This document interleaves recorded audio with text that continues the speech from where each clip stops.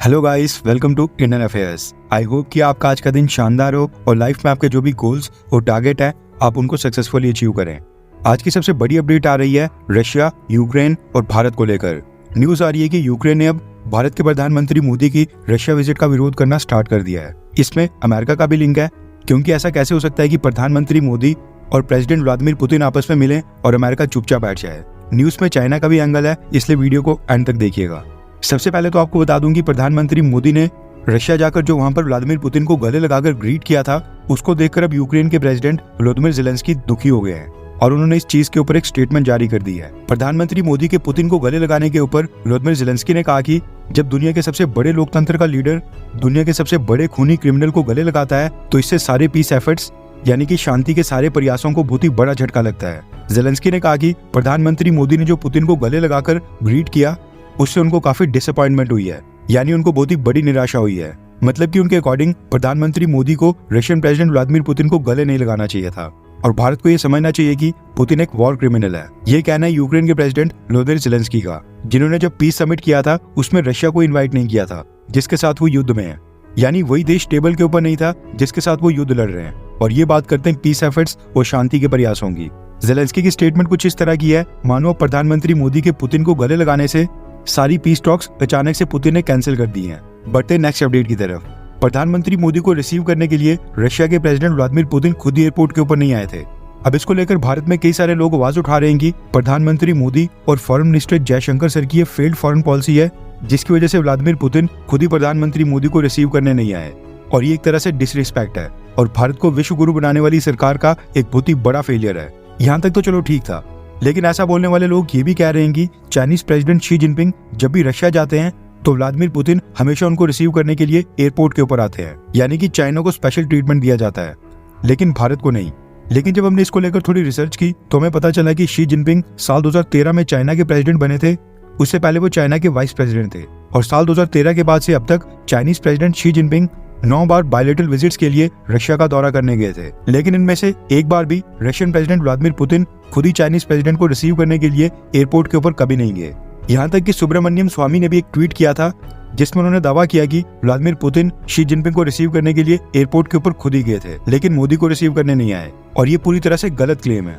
उल्टा हमारी रिसर्च में ये चीज निकली कि एक्चुअल में व्लादिमीर पुतिन ने प्रधानमंत्री मोदी जी को चाइनीज प्रेसिडेंट शी जिनपिंग से ज्यादा स्पेशल वेलकम दिया है, एटलीस्ट डिप्लोमेटिक लैंग्वेज में ही सही।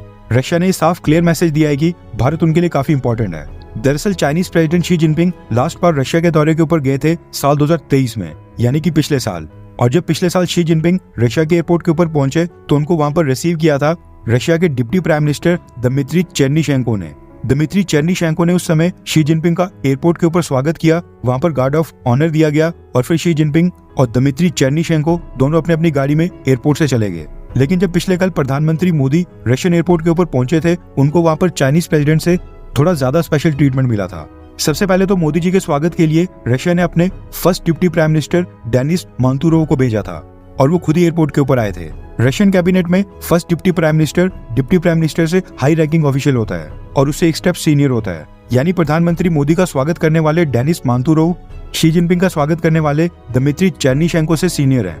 ये तो चलो एक चीज थी, लेकिन उसके साथ साथ एक स्पेशल चीज और हुई कि डेनिस मांतुरोव ने न सिर्फ एयरपोर्ट के ऊपर प्रधानमंत्री मोदी जी का स्वागत किया, बल्कि उसके बाद वो प्रधानमंत्री मोदी की गाड़ी में बैठकर उनके साथ उस होटल तक भी गए जहां पर प्रधानमंत्री मोदी का स्टे था। यानी रशिया का first deputy prime minister Modi ji को होटल तक छोड़ने उनके साथ खुद ही गया। आपको तो खैर ये नॉर्मल चीज लग रही होगी, लेकिन ये डिप्लोमेटिक लैंग्वेज में नॉर्मल चीज बिल्कुल भी नहीं है। नॉर्मली क्या होता है कि जो दूसरे देश में भारत की एम्बेसी होती है, बस उसी का स्टाफ प्रधानमंत्री मोदी के साथ होटल तक जाता है। इसके अलावा जो बाकी का डेलीगेशन होता है, जिसमें विदेश मंत्री, national security adviser, foreign secretary और जो बाकी हाई रैंकिंग ऑफिशियल्स होते हैं, वही प्रधानमंत्री मोदी के साथ होटल तक जाते हैं और सामने वाला देश सिक्योरिटी और एस्कॉर्ट प्रोवाइड करता है। लेकिन यहाँ पर रशिया के first deputy prime minister Denis Manturov ने खुद ही प्राइम मिनिस्टर मोदी को होटल तक अकम्पेन किया। और जो ये दो gestures Russian president Vladimir Putin ने प्रधानमंत्री मोदी को दिए हैं, इसके बारे में डिप्लोमेटिक वर्ल्ड में बात होना ऑलरेडी स्टार्ट हो गया है और कई थिंक टैंक्स इन छोटी छोटी बारीकियों को भी नोट करते हैं।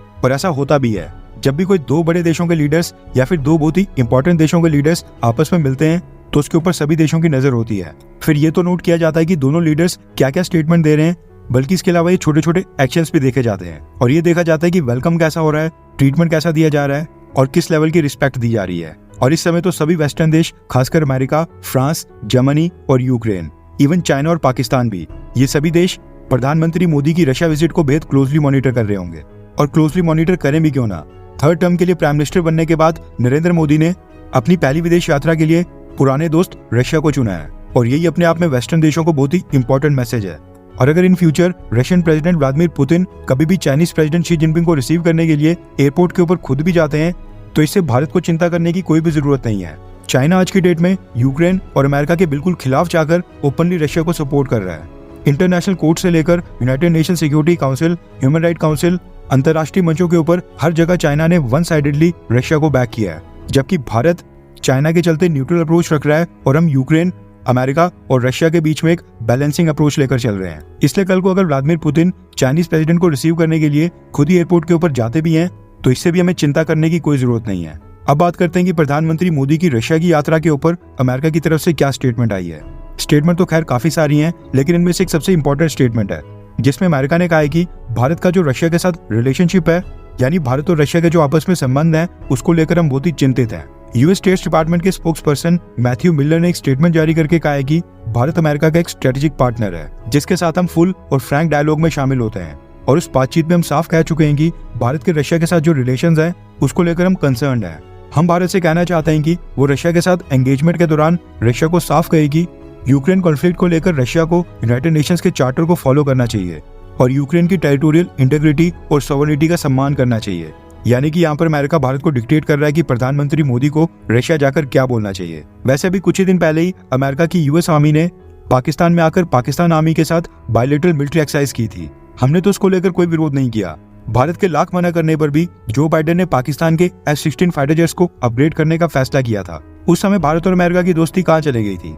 और अभी कुछ ही दिन पहले ही अमेरिका के विदेश मंत्री एंटनी ब्लिंकन ने भारत के ऊपर आरोप लगाया था कि भारत में माइनॉरिटीज के ऊपर काफी ज्यादा अत्याचार हो रहे हैं। खैर, प्रधानमंत्री मोदी के रशिया दौरे को लेकर एक और न्यूज निकल कर आ रही है कि प्रधानमंत्री मोदी और प्रेसिडेंट व्लादिमीर पुतिन ने जो डिनर किया था, डिनर के ऊपर जो दोनों लीडर्स ने मीटिंग की थी, उसमें प्रधानमंत्री मोदी ने पुतिन को साफ तौर पर कहा कि there is no solution on the battlefield, यानी कि युद्ध के मैदान में कोई भी समाधान नहीं निकलेगा। इसलिए यूक्रेन के साथ टेबल के ऊपर बैठकर बातचीत करें और नेगोशिएशंस करके इस मसले को सुलझाएं। इसके अलावा प्रधानमंत्री मोदी ने रशिया से रिक्वेस्ट की है कि जितने भी इंडियंस को रशियन आर्मी में रिक्रूट किया गया है उन सबको जल्दी से रिलीज किया जाए। और पुतिन ने मोदी जी की रिक्वेस्ट मान ली है। रशिया या फिर अमेरिका, दोनों में से कौन सा देश भारत के लिए अच्छा है, हमारा ज्यादा करीबी दोस्त है, इसमें तो कोई शक भी नहीं है। लेकिन आपको क्या लगता है कि तीसरे टर्म में जो प्रधानमंत्री मोदी ने अपने पहले दौरे के लिए रशिया को चुना, व्लादिमीर पुतिन को चुना, क्या ये सही स्टेप था, हाँ या फिर ना? नीचे कमेंट करके अपनी राय जरूर बताएं।